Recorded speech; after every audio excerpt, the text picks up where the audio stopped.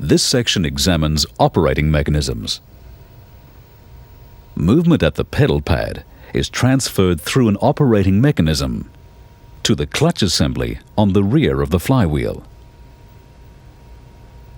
This mechanism may be mechanical or hydraulic.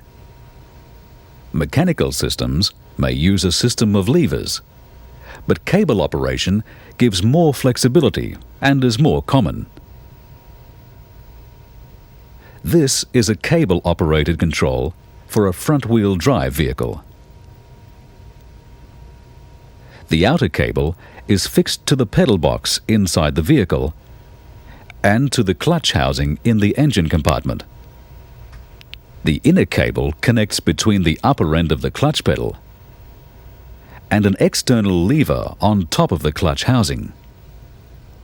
This lever is connected to a vertical shaft supported in the housing and attached internally to a release fork, which carries the release bearing.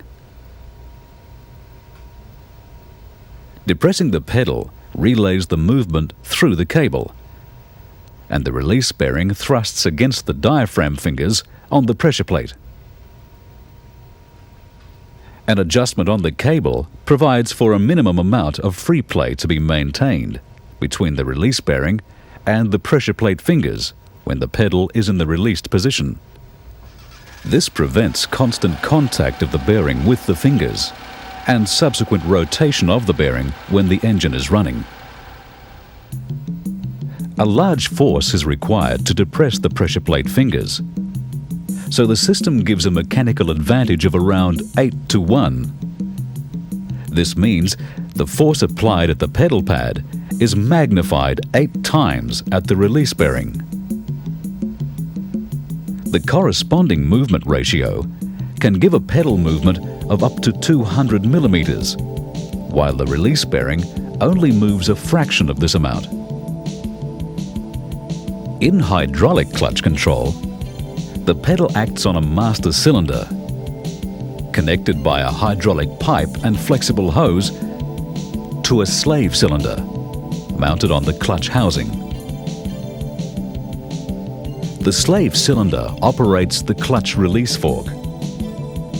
This vehicle uses a center valve master cylinder. With the pedal in the off position, the center valve is clear of the inlet port and fluid can flow to or from the reservoir into the cylinder. When the pedal is initially depressed, the piston is moved forward, taking the valve assembly with it.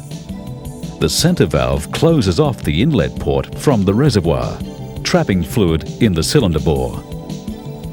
Further piston movement displaces fluid through the outlet port and into the connecting lines to act on the slave cylinder piston. The movement of the slave cylinder piston is transferred through a push rod to the clutch release fork to operate the clutch. When the pedal is released, displaced fluid returns to the master cylinder and the center valve returns to being slightly clear of the inlet port.